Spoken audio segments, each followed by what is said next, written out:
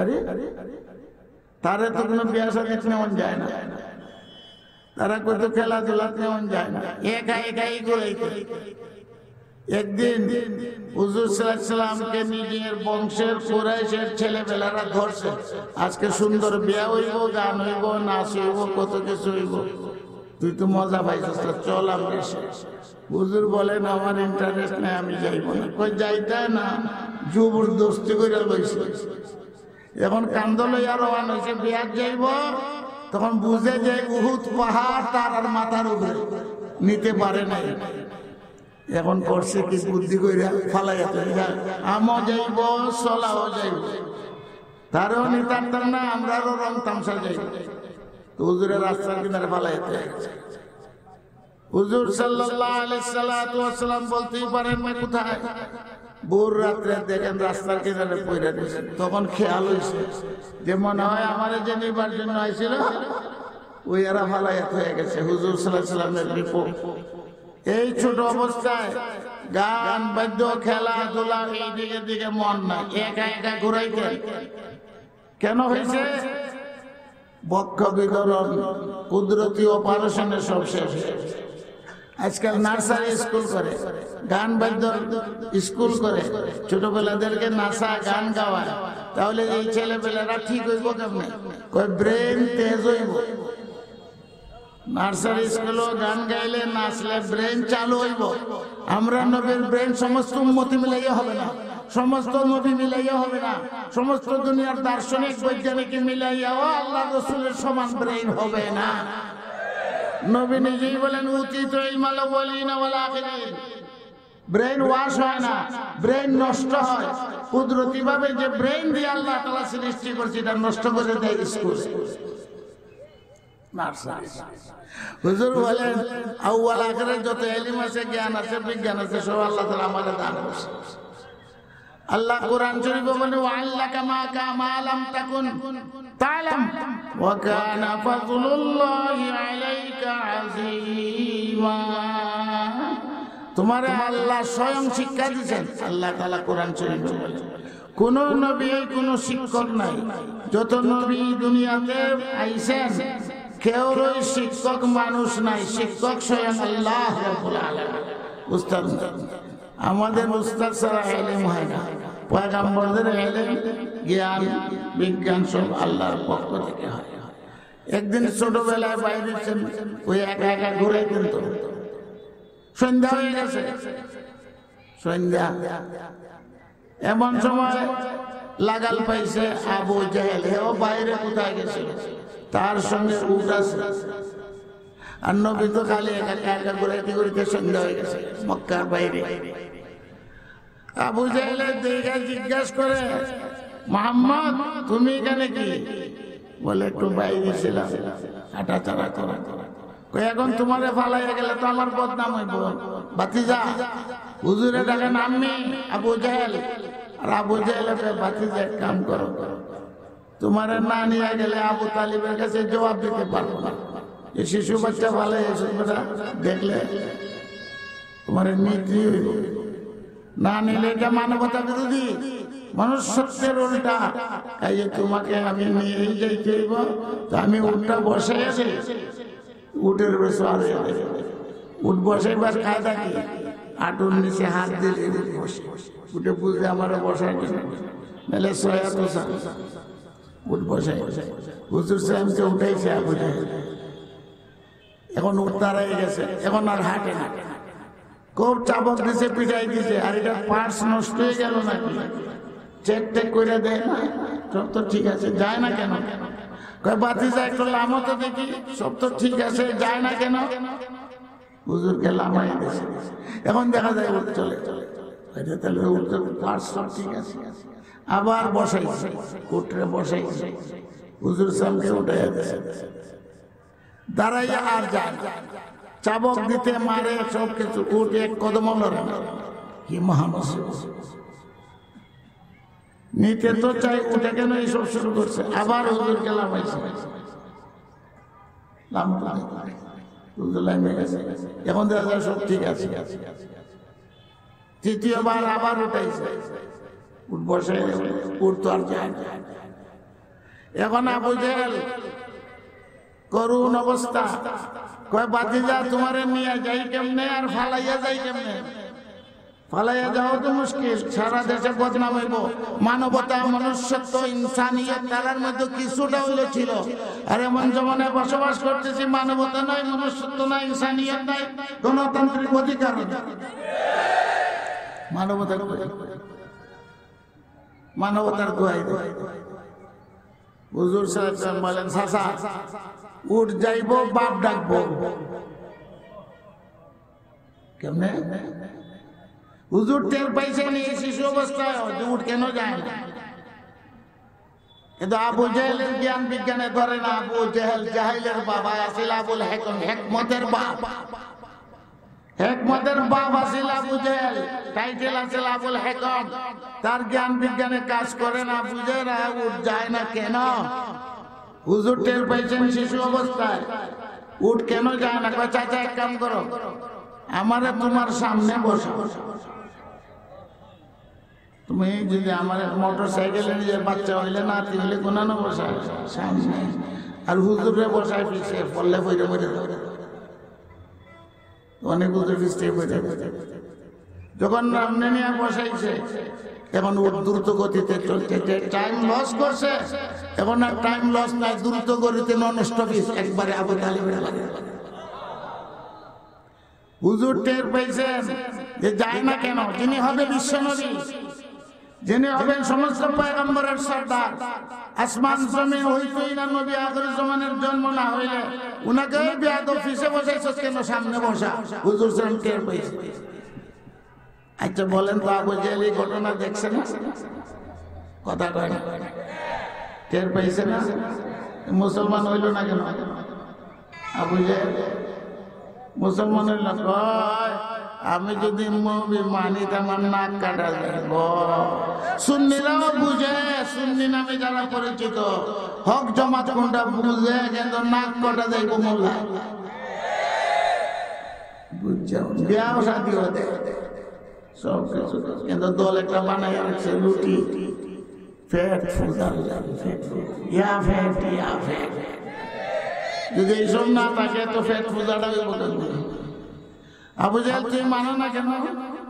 আরে আমি তো বুঝি, ছোটবেলায় দেখছি, কিন্তু মানলে তো নাক কাটা যাইব, সর্দারিটা যাইব, তার পিছে পিছে ঘুরাই দিব আমার। মক্কার মুশরিকরা জিজ্ঞাসা করে, হাসা কথা বড় বড় সর্দার, নবী ঠিক না বেটি? আবু জেহেল কয়, ঠিক না বেটি তোমরা রে আমি বুঝাইয়া দেব, আমার কোন লাগতো, তোমরাই বুঝবা নবী ঠিক না বেটি।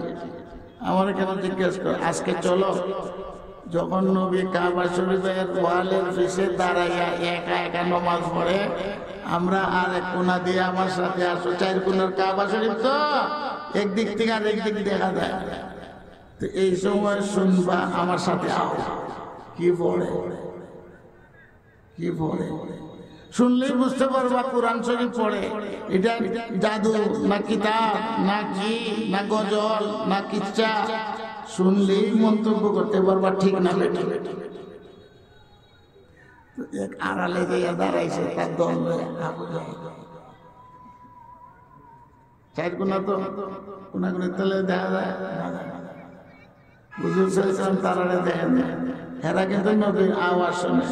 ওয়ালা উকসিমু বিমা তুবসিরুন ওয়া মা লা তুবসিরুন ইন্নাহু লাকাউলু রাসূলিন কারীম। আয়াত পড়ছেন আল্লাহ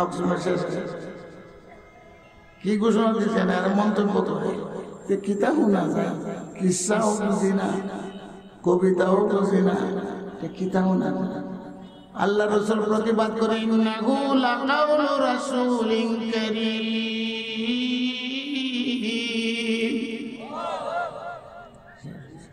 মন কয় না আমরা যা কই শুনে, নাহলে প্রতিবাদ করে গেলে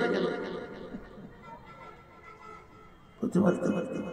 ওয়ামা হুয়া বিকাউলি শাইর قليلا ما تؤمنون ولا بقول كاهن قليلا ما تذكرون হুজুর পড়তেছেন এরা কয় কবি লানো না নবীর মুখ দিয়ে বাইরে মা ওয়া বিকাউলে শাহিদ এরা বলে দেখছস নি আমরা যে শাহিদ বেশি প্রতিবাদ করে আসলে কোন কইব ওয়া মা হুয়া বিকাউলে কাহিন قليلا ما تذكرون تنزيل من رب العالمين ابو جهل বুঝলাম তোমরা বুঝাইবে লাগে আল্লাহ কথা হইলে তো ঈমান আনার দরকার তুমি আগে ঈমান আনো বুঝাইলাম নবী ঠিক না বেঠিক কিন্তু আমি যে ঈমান আনবো আমার নাক কাটে দেব আমি তার পিছে পিছে চলতে নবী মানব আমার সর্দার এটা নষ্ট সুন্নিরা একবারে বুঝে না বুঝে বুঝে বুঝে বুঝেও বুঝে না সজাগ যদি ঘুমাইয়া থাকে কেউ সজাগ করতে পারতো না কয়েক বছর যাবার কিন্তু সম্মেলন হচ্ছে আজকে বিরাট সম্মেলন হচ্ছে আগামী তো ইনশাল্লাহ হবে হবে হবে সম্মেলন হবে হক আর বাতিলের সংঘাত না হওয়া পর্যন্ত হকের পরিচিতি হয় না আল্লাহ রাসূল 40 বছর মক্কাতে রয়েছেন এরপরে নবী হয়েছেন এরপরে গেছে আরো 3 বছর কোন সংগ্রাম নাই আর যেদিন খালি কইছেন লা ইলাহা ইল্লা আইয়ুহান নাস কুলু লা ইলাহা ইল্লাল্লাহ তুফলিহুন ফাইন হাযা ইল্লা ইখতিলাফ এটা বানাইল কথা এখনই সংগ্রাম শুরু হয়ে গেছে সংঘাত হক আর বাতিলের সংঘাত অনিবার্য কিন্তু হক যদি চুপ থাকে বাতিল ধর্ম হবে না লাজ্জাল হক ওয়া যাহাকাল বাতিল কাজে বাতিলের বিরুদ্ধে এই সম্মেলন একটা সংগ্রাম এই সংগ্রাম যেন সব সময় আল্লাহ তাআলা জারি রাখেন আমাদেরকে তৌফিক দান করেন বলেন সবাই আমিন হক আর বাতিলের সংগ্রাম হইলে দেখা যাইব হক জয়ী হয় না বাতিল জয়ী হয় বাতিলের কোনো অস্তিত্ব নেই কিন্তু হক নিয়ে আপনি ময়দানে আসতে হবে আল্লাহ রাসূল ময়দানে আইছেন জুলুম অত্যাচার শুরু হয়েছে 13 বছর পর্যন্ত মক্কাতেই রয়েছেন জুলুম অত্যাচার সহ্য করছেন আল্লাহর হুকুম নাই হিজরত করতে পারে কথা বলছে হুজুর সাল্লাল্লাহু আলাইহি ওয়াসাল্লাম যৌবন কালে আবার যৌবনের কারণে মানুষ পথভ্রষ্ট হয়ে ঠিক না বেটি মাদক সেবন কে করে যুবক যুবতীরা করে চুরি ডাকাতি কে করে যুবক যুবতীরা করে একটা যুবককে যদি নষ্ট করতে পারে তাহলে তো শয়তানের কাম হয় আল্লাহ রাসূল সাল্লাল্লাহু আল্লাহ যৌবন কালে আবার সবকে সদর করাইয়া যৌবনের তাড়নায় যেন নবী বিভ্রান্ত না হয় আবার মেরাজের রাতে হুজুর সাল্লাল্লাহু আলাইহি ওয়াসাল্লামকে সবকে সদর করা কান্দিস কানজলবি রাহমাতুল্লাহ আলাইহি প্রমাণ করেছেন 4 বার একবার শিশুকালে একবার যৌবনকালে আর একবার যেদিন হুজুরকে কোরআন শরীফ দেওয়া হয় তার হেরার মধ্যে এটা নমুনা এখনো রয়ে গেছে যে হুজুর সামনে শোয়া জিবরাইল আলাইহিস সালামে যে সময় কোরআন দান করেন এর আগে সবকে সদর কয়বার 3 বার আর একটা হলো মেরাজের রাতে দুইটার কথা বেশি বলা যায় আর দুইটার কথা তারিখের মধ্যে আছে এই 4 বার কেন কোরআন বহন করার মতো ক্ষমতা আল্লাহ বলেন ওয়া হামালাল ইনসান কোন ইনসান আল ইনসান অর্থ হলো মুহাম্মদুর রাসূলুল্লাহ সাল্লাল্লাহু আলাইহি দরকার সব দুই জায়গায় ইনসানের তাফসীর ওয়ালাকাদ খালাকনাল ইনসানা ফি আহসানি তাকওয়িম আতাউল্লাহ সাহেব বুখারী কে ওয়ালাকাদ খালাকনাল ইনসানা ফি আহসানি তাকওয়িম খালাকনাল ইনসানা তো দেখা যায় লেংরাও আছে কানাও আছে তা আহসান তাকওয়িম কেমন হইলো সাথে সাথে আল্লাহ মাতার জবাব দেন বুঝছো না ইনসানের তো আখেরি নবী মুহাম্মদুর রাসূলুল্লাহ সাল্লাল্লাহু আলাইহি ওয়াসাল্লাম এর চেয়ে সুন্দর কেউ নেই সবের বুঝ হয়ে গেছে আবার আল্লাহ তাআলা রব্বুল আলামিন বলছেন হামালা আল ইনসান, এখানে আল ইনসান আলিফ লাম, এখানে আখেরি নবী বিশ্ব নবীর কথা। কোরআন পাহাড়ে সহ্য করতে পারে না, ফেরেশতারা পারে না, কেউ পারে না। কোরআন যদি আর কোন ব্যক্তি লইতো পাহাড়ে পর সব ধ্বংস হয়ে যেত, কিন্তু আখেরি নবী বিশ্ব নবী কোরআনকে সহ্য করছেন, কোরআনকে বরদাস্ত করেন। ঠিক না বেটি? শরীর ঘামত অবশ্যই। আল্লাহ পাক রব্বুল আলামিন ওহী যখন দিবেন সবকে সদর, আবার মেরাজ নেবেন আল্লাহর সাথে কথা বলার জন্য। ঠিক না বেটি? সরাসরি মেরাজ গেছেন আহলে সুন্নাত ওয়াল জামাতের আকীদা, সেখানে যে আল্লাহর সঙ্গে সাক্ষাৎ করছেন। ঠিক না বেটি? আরে বাবা, জিবরাইল ফেরেশতা যাইতারে, তো জিবরাইল বড় না আমরা নবী বড়? জিবরাইল বড় হলে তো জিবরাইল যাইতো। জিবরাইল আগার একসর মুহে বরতু পরম ফরুগ তাজাল্লি বসুদত পরম, আমি এক আঙ্গুল পরিমাণ যদি অগ্রসর হই আমার ডানা জ্বললে পুরো শেষ। এটা আল্লাহ রাসূল গেছেন কিনা? তাহলে জিবরাইল থেকে বড় না ছোট? বড় মানতে মানতে আল্লাহ রাসূল বলেন, দেহ আমার প্রশংসা করতে করতে তোমরা সীমা লঙ্ঘন করো। লা তাতরুনি কামা তারাতিল ইয়াহুদ ওয়ান নাসারা, ইহুদ নাসারারা সীমা লঙ্ঘন করছে। মহব্বত করো, প্রশংসা করো, সীমা লঙ্ঘন করতে নবী নিজেই নিষেধ করছেন। আল্লাহ রাসূল কালাতিল ইয়াহুদ উযাইরুন ইবনুল্লাহ ওয়া কালাতিন নাসারা ঈসা ইবনুল্লাহ, খ্রিস্টানরা কয় ঈসা খোদার পুত্র, ইহুদিরা কয় উযাইর খোদার পুত্র। সীমা লঙ্ঘন হইল কিনা? হইল না? এখন যদি কইতে কইতে হুজুরের প্রশংসা করতে করতে, আরে বাবা রে বাবা, বেগম সাহেবরে আদর করতে করতে আম্মাও ডেকে লেছে, বেগমরা খুশি বানাবে। আল্লাহ রাসূলকে খোদার সমান বানাইবা? वो खुदा भी नहीं, खुदा से जुदा भी नहीं। नाउजुबिल्लाह कौन है? खुदा भी नहीं, खुदा से जुदा भी नहीं। वही अथार से बरी में, वही तार से बरी में खुदा होकर जमीन पे उतरा है, मुस्तफा होकर। किधर? नाउजुबिल्लाह तो कौन है? कोई आसमानी खुदा असला तनी जमीन में ऐसे मुस्तफा नमूना। नाउजुबिल्लाह। এই সীমা লঙ্ঘন করা ঠিক না।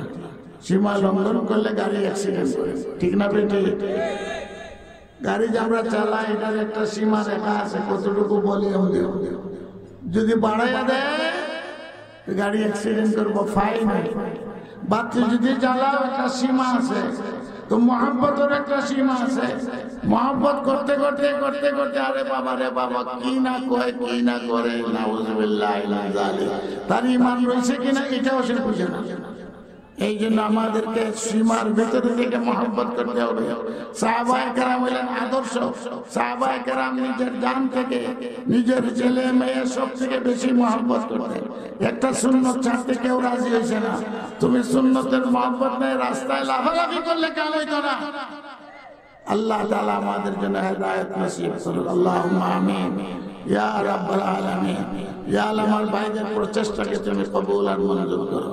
এত বড় সম্মেলন তারা আয়োজন করেছে বাতিলের বিরুদ্ধে, শিরক বিদআত কুফরের বিরুদ্ধে। আয় আল্লাহ, এগুলা এই দেশ থেকে তুমি দূর করে দাও। আমাদের ভাইদেরকে আল্লাহ বুঝবার তৌফিক দাও, সহি বুঝ তুমি দিয়া দাও। ইয়া আল্লাহ, হেদায়েতের ফয়সালা সারা আলমের জন্য তুমি করে দাও। সারা বিশ্বের মুসলমানকে এক করিয়া দাও, নেক করিয়া দাও।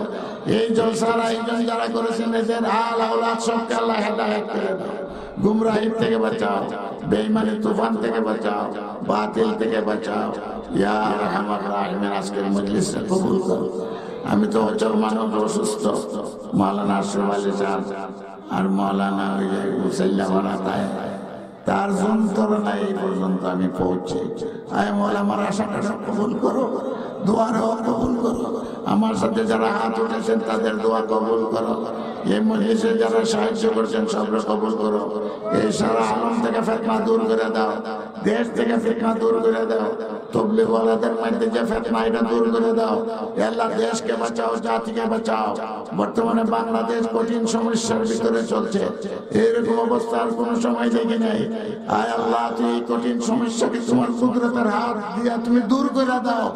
আল্লাহ, দেশকে বাঁচাও। আল্লাহ, জাতিকে বাঁচাও। আমরা দেশকে তুমি বাঁচাও। শহীদের রক্তের বিনিময়ে এই দেশ অর্জিত। আয় আল্লাহ স্বাধীনতা অর্জিত, এই স্বাধীনতার গণতন্ত্র ধ্বংস করছে তুমি দিও না। কুদরতের হাত পাড়ে আল্লাহ সবকে রক্ষা করো। আমিন ইয়া রাব্বাল আলামিন। আমার সঙ্গে যারা হাত উঠেছে বেমার আজার বলা মুসিবত পেরেশানি আল্লাহ সব দূর করে দাও।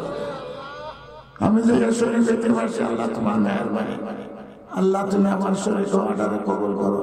মনের কথা বুঝাইতে পারি না, কোথাও যাইতে পারি না। ইয়া আল্লাহ ইয়া আরহামার রাহিমিন, তোমার নিজের কুদরতে হেদায়েত ফয়সালা। ইন্নাকা আলা কুল্লি শাইইন। আলহামদুলিল্লাহি রাব্বিল আলামিন।